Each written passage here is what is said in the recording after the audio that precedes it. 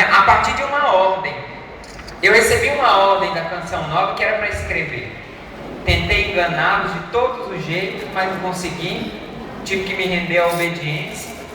E eu só passei a acreditar naquilo que eu escrevi depois que eu recebi as respostas do povo. Eu passei a acreditar que realmente era o momento de escrever e era uma obra de Deus por causa daquilo que eu estava vendo acontecer na vida das pessoas. E é isso que eu quero experimentar e é para isso que eu vim. Experimentar a ação da palavra de Deus na sua vida. Por isso pega comigo o Evangelho de Lucas, capítulo 22, versículo 39. Evangelho de Lucas, capítulo 22, versículo 39. O único jeito de nós aprendermos a ser fortes na tribulação é aprendendo a copiar o modelo de quem foi forte na tribulação. Que o modelo aqui não é o Padre Fabrício, o modelo aqui não é a Canção Nova, não são os missionários da Canção Nova, mas aquele que por excelência foi e é forte na tribulação. Então vamos, a partir desse dia, na vida de Jesus, nós vamos aprender a ser forte na tribulação.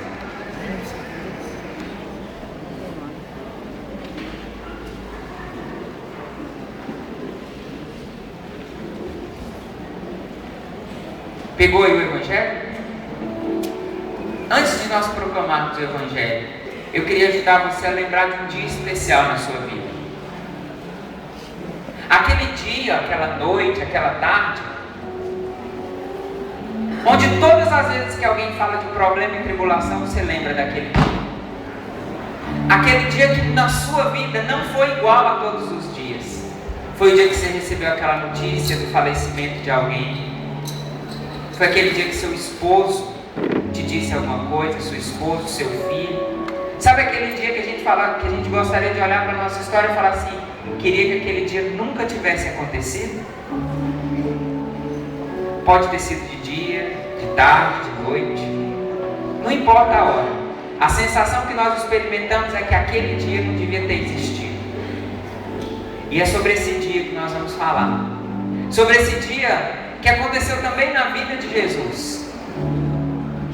E passando pela tribulação, por uma noite de agonia, Ele vai nos ensinar a enfrentar de uma maneira forte as nossas tribulações. Feche os seus olhos aí. Lembra desse momento. E para preparar a proclamação desse Evangelho, escuta essa canção. Escuta essa canção, que lá no finalzinho eu vou dizer qual é a crítica que os teólogos fazem a essa música. Mas que aqui a gente pode rezar com ela. Depois a gente vai aprender um segredo que tem nessa música. Escuta. Deus está aqui neste momento. Tua presença é real em meu viver. Entregue sua vida, seus problemas. Fale com Deus, Ele vai ajudar você.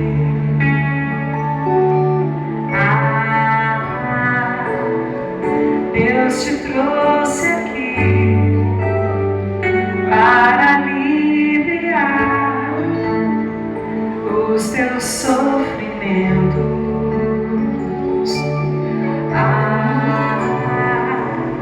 É Ele o autor da fé, o princípio e o fim de todos os teus tormentos.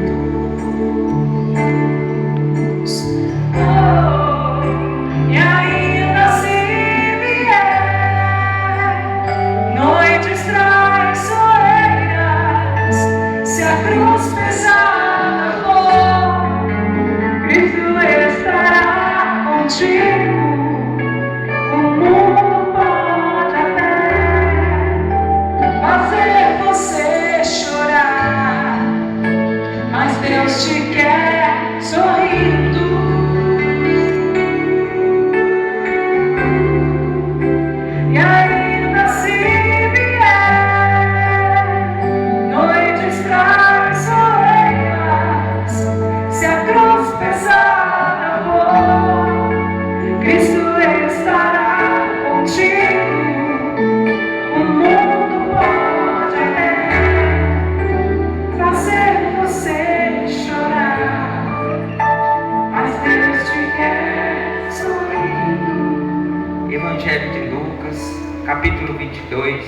versículo 39.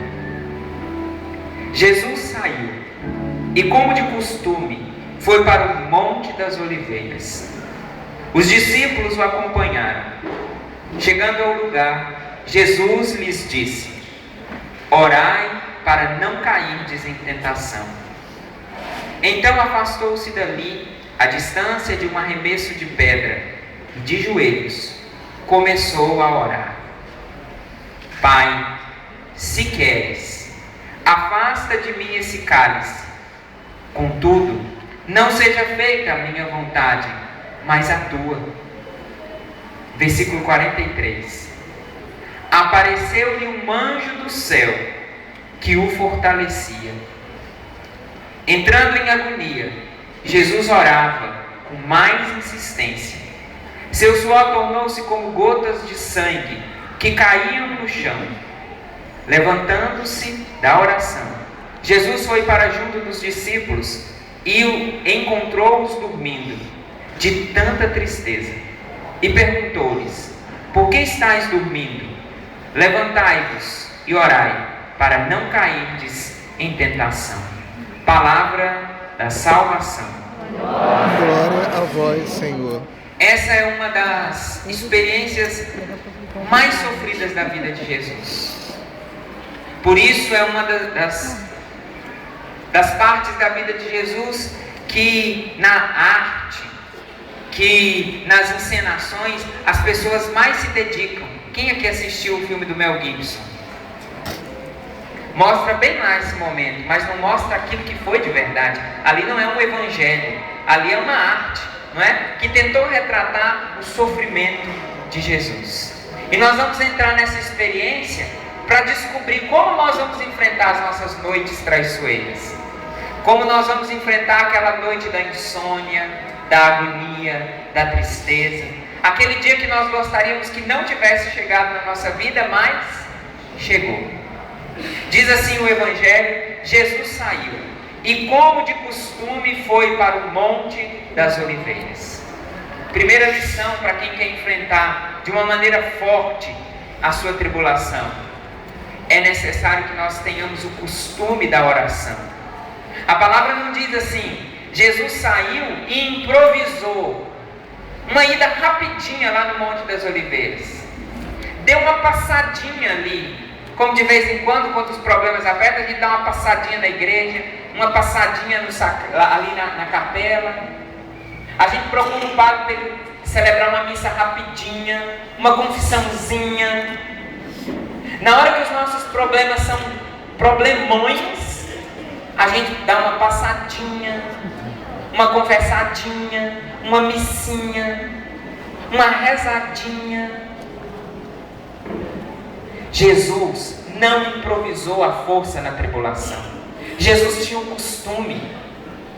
Nesse livro que a Canção Nova me deu a ordem e a graça de escrever, uma das primeiras partes do livro, quem tem pode acompanhar aí, depois quem não tem pode adquirir. A primeira parte é justamente isso que o padre vai tratar.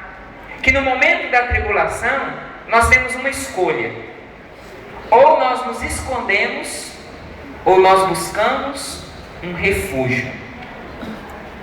E existe uma diferença muito grande. Jesus não foi se esconder no Monte das Oliveiras. Porque quem vai se esconder da tribulação, quem vai se esconder do problema, leva uma vida como a vida de um rato. Você já viu algum rato, a não ser o desenho Tom e Jerry, né? Que o rato sai passeando por aí. Rato vive a sua vida escondido.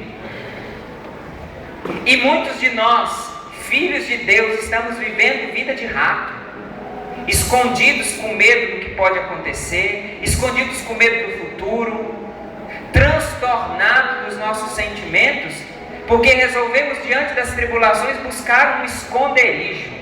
Quem se esconde no tempo da tribulação já deu a vitória para a tribulação, falou para ela: não, ela é maior do que eu, então eu vou me esconder. Quem se esconde já assume que perdeu a luta. É diferente de quem busca um refúgio. O refúgio é próprio para pessoas que estão enfrentando uma luta, mas que precisam refazer as suas forças. É mais ou menos como aquele lugar onde eu vou, tenho as minhas forças refeitas, mas eu sei que eu vou ter que voltar para a luta. Como esse final de semana aqui. Que isso aqui agora se transforma num grande refúgio, onde você vai refazer as suas forças, mas eu não vou voltar para a sua casa com você. Eu não vou ter que enfrentar aquela situação que você deixou lá.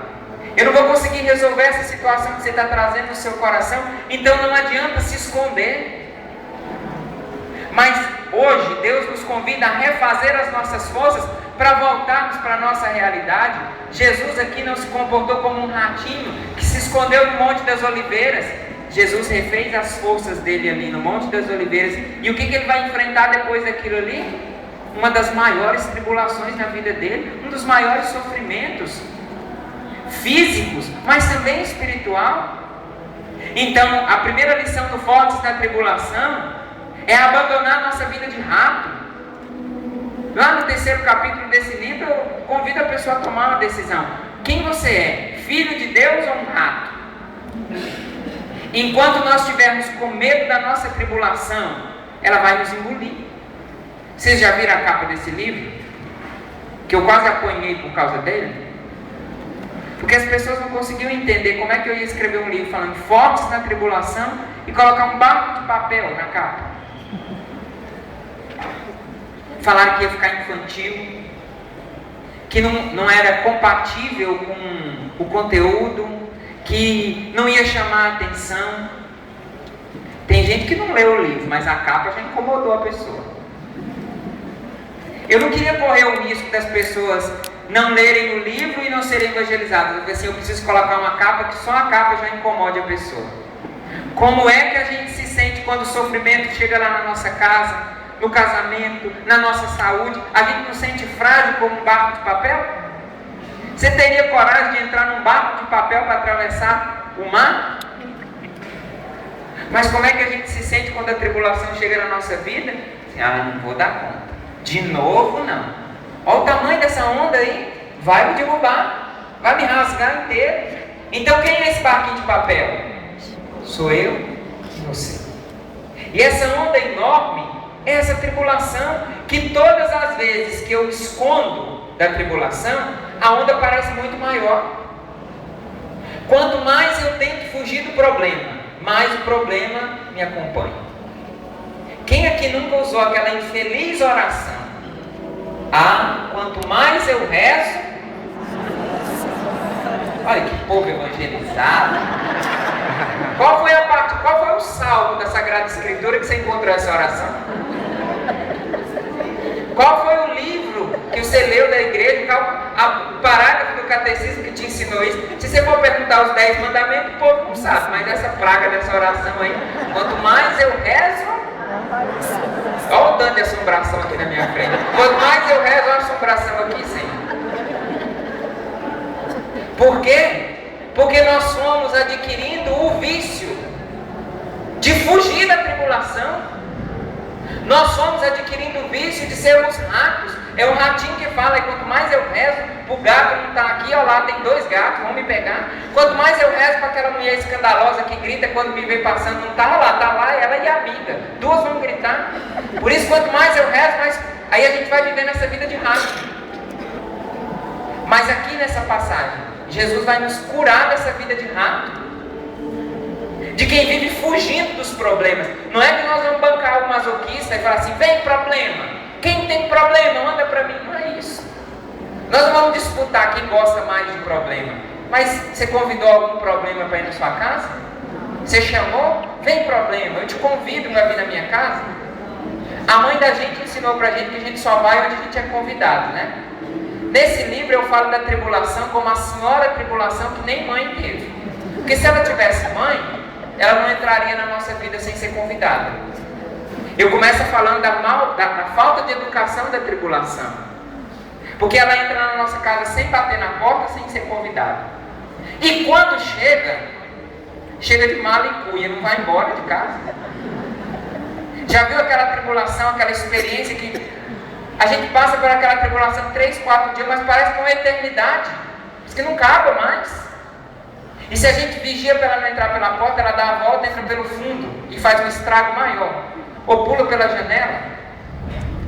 Então, se não dá para a gente fugir da tribulação, nós precisamos aprender a enfrentar a tribulação. Nós precisamos aprender, a partir desse evangelho, como nos fortalecer. Porque quando eu sair daqui, a tribulação vai estar lá na minha casa de novo.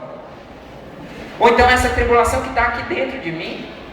E é o próprio Jesus que vai nos ensinar a não improvisar a força na hora da tribulação. Diz o evangelho que Jesus tinha o costume de ir no Monte das Oliveiras.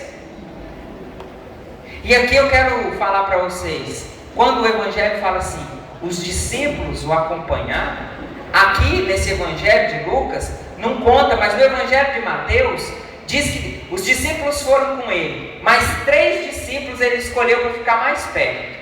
Vocês sabem quem eram esses discípulos? Pedro, João e Tiago.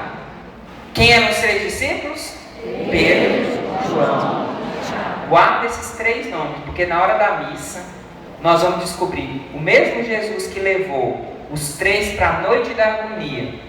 Antes, levou os mesmos 3 discípulos para outro lugar. Na hora da missa a gente vai descobrir isso. Ou seja, segunda lição, para ser forte na tribulação, eu não posso me isolar. Eu não posso fazer aquela cara de coitadinho, de santo do pau oco.